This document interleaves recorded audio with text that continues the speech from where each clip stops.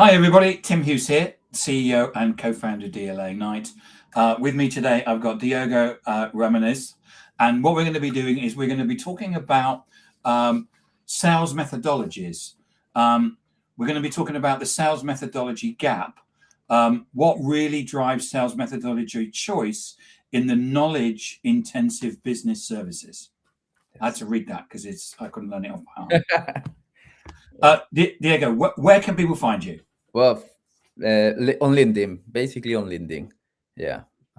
Also Instagram, but yeah, I prefer LinkedIn. Okay. Yeah. Just in terms of some context, you've just completed your MBA at Warwick Business School. Right. And this was part of your dissertation, wasn't it? Right. Yeah. Indeed, I have more than 10 years in work experience, mainly in sales, B2B sales. So yeah, one of my questions always was why the companies select determinate methodologies and not other methodologies. So that's the reason I decided to investigate about that. Okay. So let's start with the core problem. You call this research the sales methodology gap. In simple terms, what is the gap you discovered between what sales leaders say they do and what actually happens in practice? Yeah, as I mentioned, the idea was identify how the companies who sells high value and complex solution choose the sales methodology. So I analyze what the academia say and what in practice happens.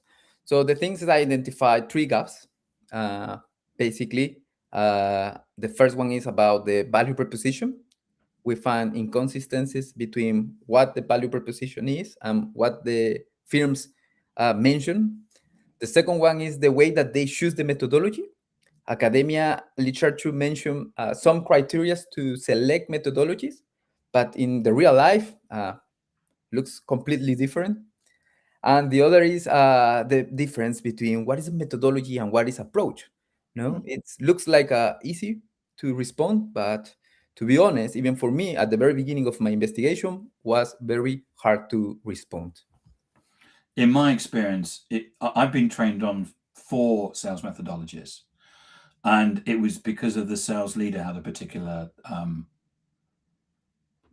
view on it. That was usually the way. They didn't actually. None of them actually went out and looked and said which is the right one. It's always because that they'd been trained on it. Yes.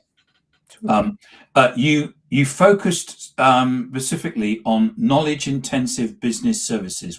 I think you're calling that KIBS, aren't you? Yeah. Knowledge-intensive business services, or KIBS. What is it about KIBS, consulting, advisory, professional services? So we would call that professional services. What makes sales methodologies choice more complex than in SaaS or manufacturing? Well, good question. Well, knowledge-intensive business services is a very academic term to refer to this consulting company, legal advisory, account company. So basically they know, or they used to know, just knowledge, insight, and judgment. So, but in this industry, in this particular industry, the standards are, compared to others, like SaaS or manufacturing, are brutally demanding. So first, you need to offer value since the first contact, and then you need to co-create value with your client during all the interaction.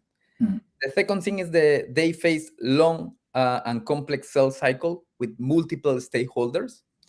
One of the key words here is the trust. You need to build the trust over the time. Yeah. Of course, the personalization or customization. No, it's not like a manufacturing that you sell a product. You offer a unique service. Yes. And I think that trust is so important. One of your strongest findings is in the absent client in value propositions. Why do many value propositions reflect what firms do rather than what clients need to decide? And why is this such a dangerous blind spot? Yes. Yeah, it's really interesting because Yeah. when I started my investigation, one of the questions was, who determines the value proposition in your firm? I interview directors, head of sales or the associate. So they say, well, in large firm and the middle firm, the response was the marketing team, the board team, the C level. In the case of the small company, the boutique firms, they say the owner. But it's funny because in academia, you find papers that mention that the client is who determine the value. So indeed, you need to translate this value, or the firms have to translate this value to their value proposition. So I think the main reason is this disconnection, because the second question I did was, when was the last time this person who is in charge of write the value proposition or create the value proposition visit the clients? Well, most of the response was, well, not often. No, basically exists this constant disconnection. For instance, if you work in a large firm, in global firm, probably you receive this value proposition from the headquarters in US, UK. It's very and it's hard to translate this value proposition to the client needs. Yes, I can understand that. If you had a US or a UK based, and they said, "Here's the value proposition," and you were based in Peru, yes, you've got a different language, business and culture may be done differently. Yeah, I can imagine it's. You asked something that is why is dangerous a blind spot, right? Yeah. The thing is that probably is the symptom is the commoditization, right? Is I read recently a research. This research analyzed different web page of large firm, middle firms, and they discover, or they found, that 70% of the word that they use these firms to write the web page are the same. Yeah. 80 or 90% basically offer the same. Yep. So when you can differentiate, the only thing that used to differentiate is the relationships. Absolutely. Everybody goes to market exactly the same way, and they all say the same thing, which is buy my product because we're great. Yes. And the buyer isn't sophisticated to understand the nuances of your unique selling point of those. So in fact, everybody looks exactly the same. And the only differentiator anybody has in the world today is who you are. Yes. It's the trust and the relationship of the sales teams. Yeah, and that's the problem sometimes if you are a mid firm or a small firm. If you want to scale up, it's not sustainable. Use it, just relationship to scale up or grow. Yes, for some people, that is a problem. It's what we do as a job, but we're not here to talk about me. Yeah. You uncovered major conceptual confusion between sales approach, so the term sales approach, the term methodology, and the term process. Why do you think this confusion persists at senior leadership level, and what practical damage does it cause in real deals? Yeah, I will say it's not only in senior leadership roles. I mean, this confusion exists even in the papers or even in the literature. I will explain. For instance, if you check some papers or some documents in the medicine field or academic field, you can realize that exists a difference between what is approach and what is methodology. But in sales, you use interchangeably. I mean, what is a sales a consultative approach or consultative methodology?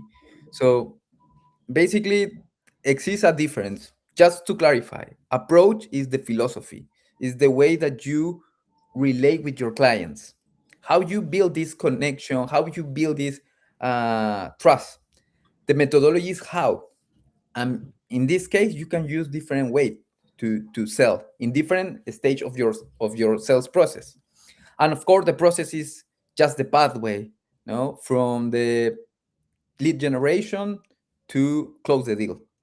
So this is basically the difference. And what is the problem? I will tell you an example.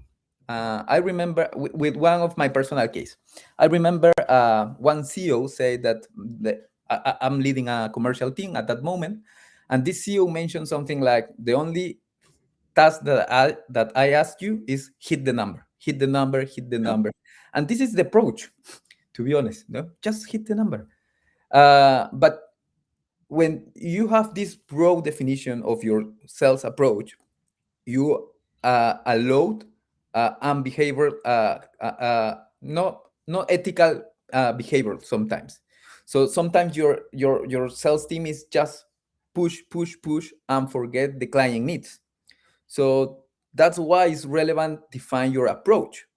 Your approach is the philosophy, and if you start for the approach, it's easier implement methodologies or teach methodologies. So consultative selling dominates in theory and language, but not in purity. When leaders told you they were consultative selling, what were they actually doing day to day? Wow. Yeah. Well, when I did these interviews, one of the questions was, okay, tell me about what methodology do you use? And as you mentioned, all of them say consultative, consultative, consultative. So I went deep and I re-asked and asked again about, okay, tell me about the elements. If I realized that some of these guys use other elements, for instance, spin methodologies or value-based selling. They start to talk about ROI. They start to, and this is different methodology, indeed. So if we are very strict and we go to the books, what academia say, consultative methodology have 7 stages or 7 phases. Okay, one of the key one, or the first one, is analyze the client maturity. And I realized that not all of them analyze this part. Indeed, they start with the relationship. They say, okay, I know this guy in this company, and then start with, okay, us and all of these things, but forget the first stage of this consultative method, that is asset the client maturity. Okay. One of the most striking findings in that client maturity, so central in academic literature, was formally assessed by none of the firms. Why do you think such theoretical important factor is completely ignored in practice? Well, probably this will be my second paper. Identify why happened that. But the thing is, like, I have a theories about that. But one is the culture. I mean, the KPI pressure, the pressure, or the pressure for hit the numbers. So no time for asset the client. Okay, you need to hit the number. So this is one of the probably the key problems, right? When a company defined as a sales-driven organization or client-centric organization, sometimes they forget, or they use KPIs that reinforce other behaviors, right? So my recommendation in this point is, before to jump to the pitch to your client, try to respond if this purchase is discretional or inevitable, and then try to find out if that is the first time that the buyer tried to buy this kind of solution, or they already have experience buying these solutions. So this is a very easy way to analyze the client maturity. Um, Instead, trust and relational access seem to drive decisions. How does this relational calculus differ from between SMEs, so small, medium enterprises, mid-sized firms, and large consultancies? Okay, first of all, let me tell you that in all these scenarios, and large, mid, or boutique firms, looks like the methodology is secondary and trust is the first or the cornerstone, right? So in SMEs or boutique firms, the trust is more like the core of the strategy. Okay, it looks like I know this guy and I will sell. I will sell. Okay, in the mid firms, you see the transition. They know that they have to scale up, but it still persists the idea or the dependency to the owner relationship. So they know that they need to implement this systemic approach to create a sponsor. However, they still use the relationship-based model. And this is the tension. But in large firms, they have resources, very smart people inside of these firms, by the way. So they use more the trust as a competitive advantage. So they use trust as an enable to deploy the strategy, right? So I think sometimes that this is the reason why in this firm the headcount is so relevant. More people, more doors to knock. Your research shows heavy use of hybrid and blended methodologies. I've seen this myself. In your view, is this a pragmatic adaptation, a strength, or a symptom of deeper strategic confusion? Okay, depends on. I mean, if you are aware that you blend and you blend intentionally the different element, absolutely is a strength. But if you are not aware about you are blend the methodologies, the problem is that you generate trivial knowledge. What happened with the trivial knowledge? You can systematize this knowledge. So what happened if I create this knowledge and someday I decide go to other firm? Well, I take away all this knowledge. So that's the problem when you blend without intention. Okay, good.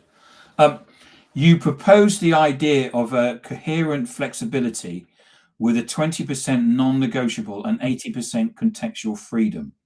For a sales leader listening to this, what might realistically sit in that 20%? Okay. Well, in most of the cases, they already doing so. So the trick is define what your non-negotiable are.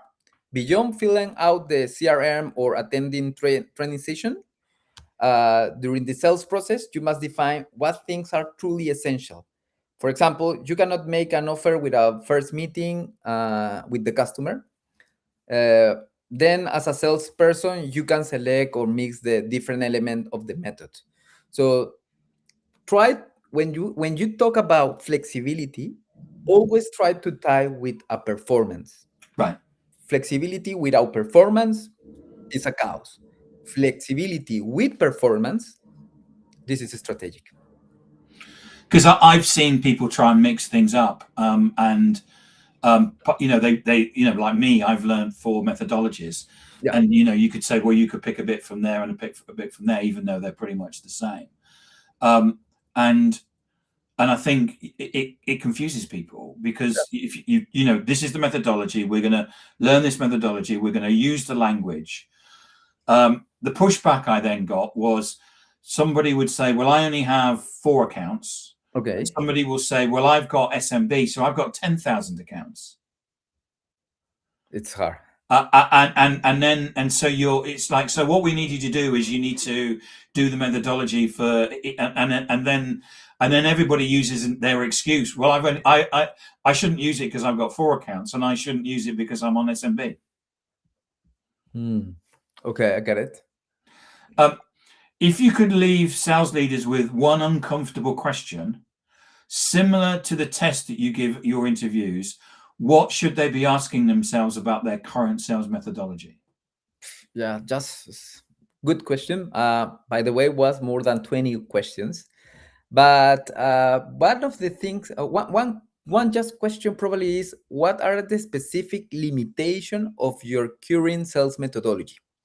How are they affecting your results, both now or down the line? So start to talk about limitations. Not often we talk about limitation of we just work go on and go on and on. But if you make a pause, try to ask the limitation, always limitations. And try to put in different contexts. Okay, in what is the limitation of this methodology? And probably you don't have a methodology and you realize, okay, I don't have methodology, right? So yeah, the thing is always ask limitations. This is a critical thinking and it's relevant. Excellent. Diego, thank you so much for coming on and talking to us today about the sales methodology gap.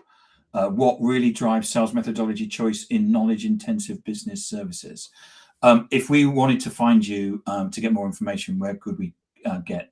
LinkedIn, on LinkedIn, please. LinkedIn. I'm more than happy to receive all your questions, chat, share experience. Excellent. Diego, thank you so much for coming on today, and good luck.